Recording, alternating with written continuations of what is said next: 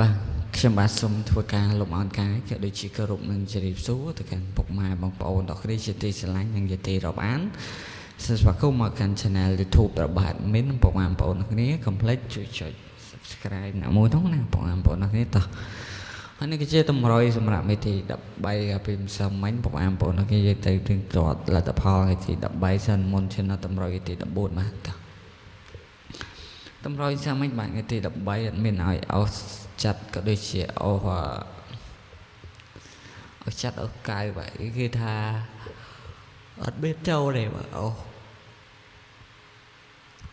យើងចូលបានលេខត្រឡប់បាទចូល09កៅកូដបានមួយគ្រាប់បាទនៅប៉ុស្តិ៍ B បាទនេះប៉ុស្តិ៍ B ឬក៏ប៉ុស្តិ៍ B ហ្នឹងបាទអង់គ្លេសគេថា B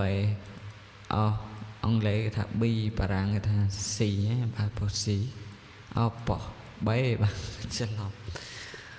បារាំងគេថា B បាទអង់គ្លេសគេថា B បាទនេះចូលបានត្រឡប់មកក្របកៅកុដ09ប៉ុស្តិ៍ B បាទដល់ម៉ោង6កន្លះបាទបងប្អូនដែលយកម៉ោង6កន្លះទៅលេងគឺបានលេងបានជ័យបងប្អូនគ្នាបាទ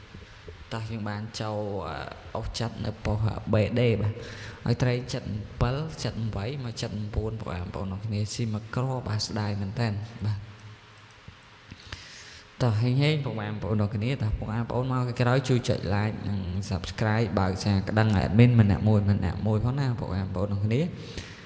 ដើម្បីទទួលបាននៅតម្រុយហេងចំពិសេសជារៀងថ្ងៃពីខាង Channel Admin តែឥឡូវ Admin កុំឲ្យ Admin តឹងប្រចាំយក Admin សម័យនៅតម្រុយថ្មីតែម្ដងថ្ងៃទី14ខែ8ឆ្នាំ2026ជូនបងប្អូនហេងបាទតោះអុកទុងនេះ Admin ឲ្យ0ក៏ដូចជាអុក8ដែរ